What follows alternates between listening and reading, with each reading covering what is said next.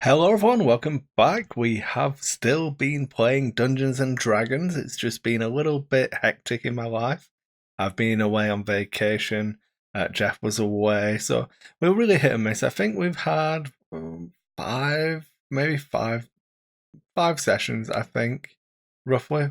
No, maybe four sessions since we last did a player journal, and that spans like the end of August, all of September, and we played Tuesday this week. So yeah, not too long ago, and I wanted to get this video done just so I get back in the routine of actually doing them, so it doesn't like fall off the train. Because I enjoy it. It helps me recap and reword my notes that I'm going to be writing out once I've finished this video. So yeah, what's been going on? Well, the last time we did these, I'll put a card up at the top maybe. The last time we did this, I spoke about the fact that we'd got Anna and Sarah back safely reunited, and we'd gone and met her mother, and we were going to investigate the Duke's advisors' chambers. We had a cunning plan. We had these cool braces with like two castings of alter self in them, so we could disguise ourselves as guards, make our way to his room while the Duke was in a meeting with him, and then we could like do some sneaky. Definitely go. It was definitely going to be a pro job. No one was going to know we were there. Gather evidence, and then we're going to confront him. So we got to a lock, and uh, Greg had done a really cool puzzle. It was awesome. A number-based puzzle. We had to look at how far in the like the it was a push pad, but obviously it's in D&D, so there were big like mechanical buttons, and you could see like the whir on them. And we kind of worked out the order and drew it all out on the iPad, and it kind of formed like the star, like the Lovecraftian elder sign kind of thing. So we punched it in, got it right first time, and that was a really cool, rewarding. It was really nice. Like we spent maybe probably less than 10 minutes real time, actually like going through it and talking about it as a group. And then we punched it in and it worked first time. So we were all like really chuffed with that. It was really cool. Um, so like the job's going well. And we go in. It's this kind of like this ancient Egypt theme as we walk in, which like really out of place in the setting that we're playing in. So instantly we're kind of like, oh, something's not right here. And then there's these four animal-headed statues in the corners, and like, we were looking around. There's two doors out of a room, and then Jim, our thief, checked for traps in the hallway as we entered the chamber, but then didn't check again. And one of the statues came to life and was a flesh golem. So that was cool. Definitely interesting because it was the statue was in the corner, and then there was a pillar diagonal to it, so you can only get two people into contact if it stayed in the corner. And Jim ran in because he's got really good initiative and was like sparking it. And then Justin was next to Jim and was hitting it. So I couldn't get in, and Jeff couldn't get in to do any real damage. So we played that fight pretty badly, if I'm honest. I had to burn a lot of healing to try and keep Justin alive. I got to cast Spiritual Weapon, which I don't really get to do that often, and have it like hovering over and just bashing away. So that worked out fine. I think Justin went down, and then I finally stepped in and smote it with my hammer. The hammer of Exnar is awesome. Thanks, Greg. I have a really cool magic item. It makes me into a paladin light, effectively. I get to after I roll to hit, I can burn charges to add in d6s for some force damage, which is really cool because I get to see if I crit or not, and then add the dice in. So yeah, good. It's awesome. I'm very, very happy with that. After that, I went and smashed all of the other statues to make sure none of those came alive. So as you can tell, our sneaky, beaky, covert operation is already like we're just in there destroying the place. Um, so we rummage around and There's another trap that we set off, but luckily it doesn't kill any of us. But we gather what we assume is evidence, but I don't have any spells left to read the documents. Jeff doesn't know any of spells that will let him read them. So we have no idea what this stuff says. So we're just hoping that it's evidence. And then that's where we ended that session. So in the next one, we go into the Duke's audience, and we confront him and put all of this evidence out in front of him, and then obviously the advice well, that's just notes on what we've been doing. There's nothing really incriminating in there, and everything goes a little bit off, and I can tell there's something not right. My character's got a really high passive perception, and there's Greg's dropping all these hints, but I felt like I'd been taking the lead more than I wanted to in the game and the campaign. I didn't want it to be all my story, so I tried to purposefully take a step back. So the Duke, so I thought that he was being mind controlled, and it turns out the guy cast suggestion or charm, I think, on him. In that instant, and said, we'll reconvene after he's had time to look at it, type thing.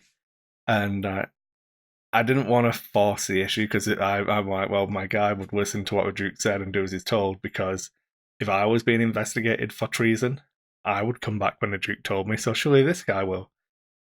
He's quite a naive character. He doesn't have experience in this kind of thing, so I thought that was fairly okay. And then I knew that everyone would be annoyed at me for doing this, but that someone would step in, or I hope someone would step in.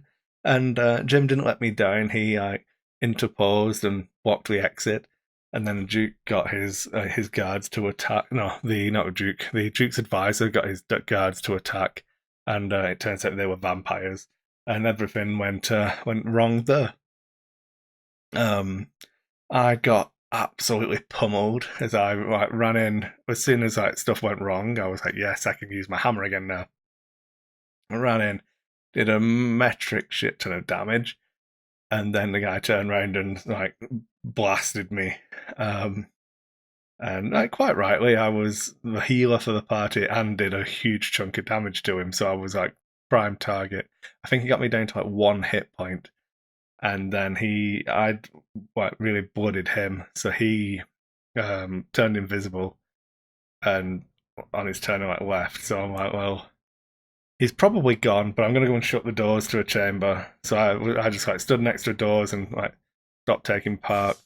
And then they kept hitting these vampires, and then the vampires kept regenerating, and I could see it was going badly, but I didn't have the spell slots left. I didn't have a lot of things I could do, but I ran into the middle and turned undead, and the vampires failed the save, so that was an epic moment for me. I got to push them back. I sacrificed trying to keep the door shut, and the assumption he'd already left, and then went to try and deal these vampires. So we had 10 rounds of them having failed their turn undead saves, where we could prep and plan. So we all got around one of them and started smashing that one.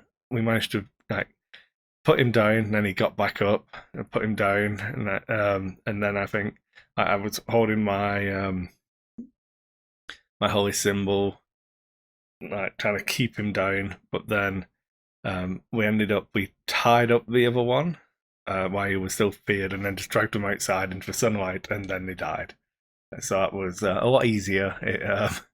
If we'd have thought of that the first time around, it would have been a lot simpler. But hey ho, you learn from your mistakes. But that was the entire session was this long epic combat, and we'd not done one like that against the higher. I suppose the hag combat was pretty similar, but she was only one, and it went pretty quickly. This one took time because we all had to figure out how we were going to deal with them. So it was really interesting. It was touching light. I was on 1 hit point, and I think if I go down, everyone else goes down because I can't heal them and keep them up. So yeah, I have to be a bit more careful probably. Then the session after that, we had a role playing session again. Pretty in my notes, I just wrote like, the aftermath session. We get all the rewards from the Duke. He asks us what we want, and yeah, and I was relatively humble now. I've been trying to let the other people drive how the party's going to form before I ride roughshod over them. So I was like, well, I'm okay. I've got like this holy relic. But for my hammer, I've got this magical suit of armor. So I don't really need anything. I got like a few days of rations, and he put me in touch with someone who I could get some deals on some diamonds for Revivify. And yeah, that was it for me. I think like, other people got like horses and they all got some stuff. I think Justin got a suit of armor for his character. So he's wearing like some heraldic. Yeah, is it Burnham? That's the town we're in. I can't even remember. But yeah, this heraldic armor. It's got like the panther panther's heads on the shoulder guards and stuff. So he looks pretty intimidating and pretty cool. But we were doing fine, and then we spoke to a duke. I went and spoke to a bishop about the vampires, what was going on, and I had my faith reaffirmed. He was feeling good about himself now, and Conrad's feeling quite confident and quite comfortable in his role now. He's like growing into it a little bit, and we spoke about Revivify and what it means to like bring somebody back from the dead, and how it affects the flow and like the circle of life. We'll go Lion King and all of that. And it was really interesting. Some good role playing moments. I really enjoyed that session as well. And I purposely left the table a couple of times just so that other people could do their thing. And I said I didn't want to like rush them along. I did my role playing so that they could like see the opportunities that were there, and then step back and let them do it, so that I'm not just like putting on a show for them and then they get to be the passengers. I don't know, but I think we're kind of getting more into it. I know Jeff was. Well, we might as well move on. So, yeah. Then the last session we played this week was we decided we're going to leave and continue on our primary mission, which was basically to leave the country we're in and get to like the borderlands where we're trying to establish some colonies and get to Stormgate Keep. So we're on our way to Knightsbridge, which is like the edge of civilization type thing. And once we get there, will be like the telling point of what we do with Justin, because that's how long we hired him for. So hopefully we don't have to pay him again, but we'll see. And like Jeff was like really into the role playing for this session. We stopped off at an inn because like, the weather had been pretty bad, so we found an inn and like, stayed there. And he was interacting with people, and I just heard he was asking the innkeeper what like do you guys have a wizard in the town? And it's like a really small town. It's like no, do you not have need for a wizard? It's like, well, do wizards kill giants? And it's like I'm like, no, I don't want to kill giants. This is going to be bad. But that was Chris. It was like that. Conrad wasn't even there. He was out at church, so it was fine. And yeah, it was. Jeff got to gossip a little bit and find out about these. Maybe some giants have been harassing a village near the town and some farmsteads and stuff. So we continued on our way. In fact, no, I got up early. I got the innkeeper to wake me up early so that I could go. The chapel that was in the town was like an unmanned chapel. So I went and I scrubbed the floors and did all of the duties that he used to perform when he was back before the adventure started, type thing. And then I cast create food and water and had a nice feast and everything. Well, as nice a feast as you can get from Create Food and Water. But I had made sure there was some food there for when the people came in the morning. I made everything all nice, and yeah, hopefully I left the town in a better state than when I found it. So that was good.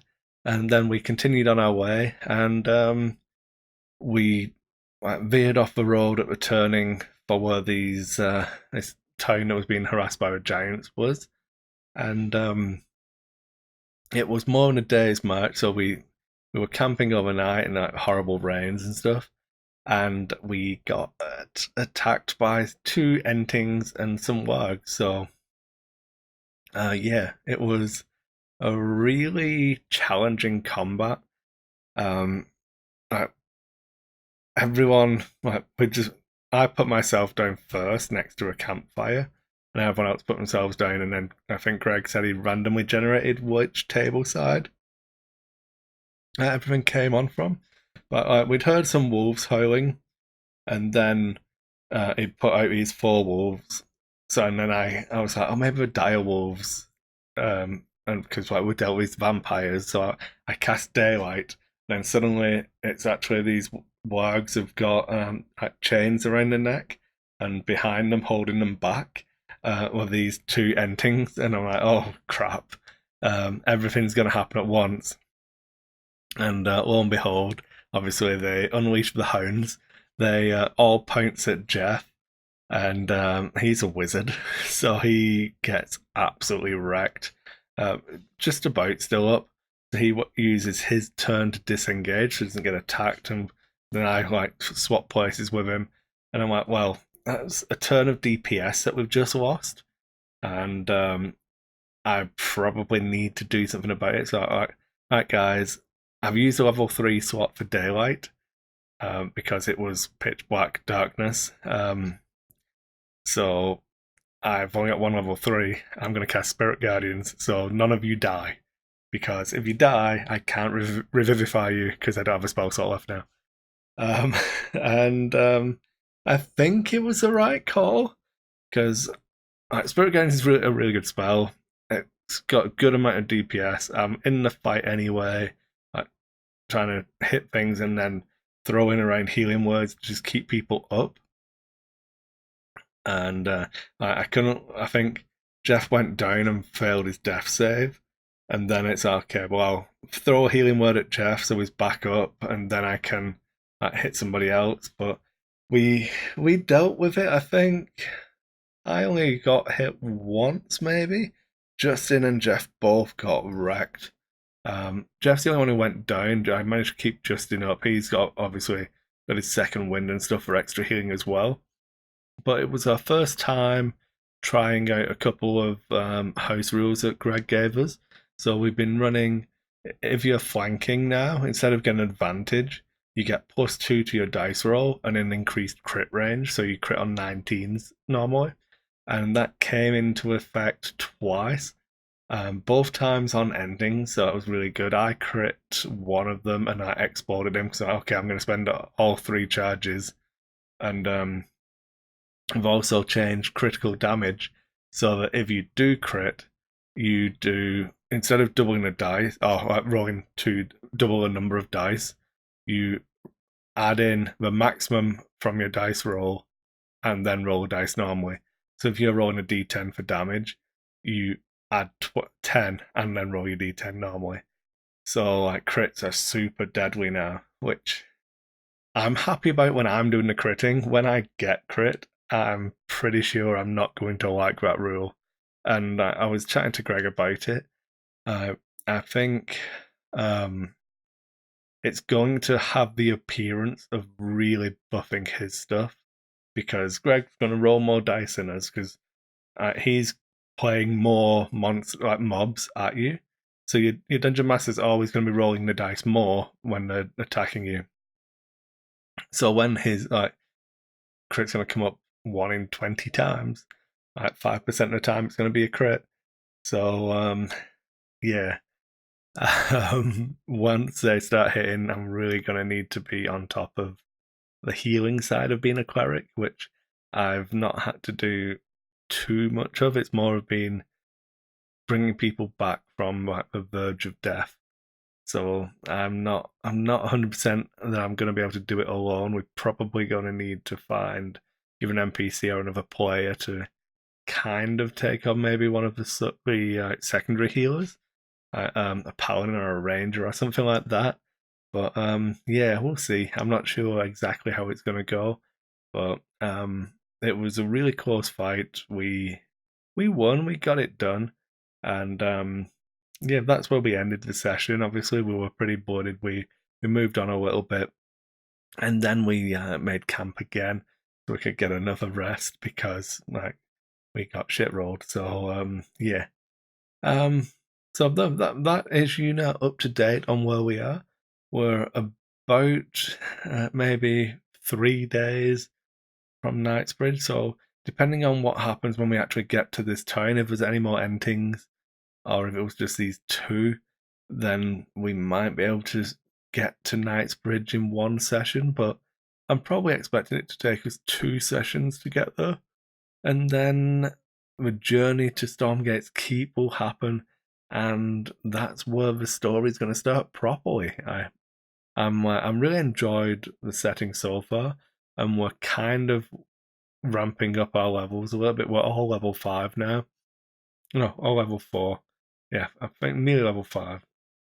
Um, and I can't remember what level I am now. It's been so weird. But yeah, anyway, well, I think we're gonna be like level 6, level 7, making a journey through the scary woods. Then when we get there, we'll be touching level 8, I expect. So it's gonna be interesting. I'm really looking forward to kind of delving into the stuff in the wilderness and seeing what's going on. But yeah, it was good.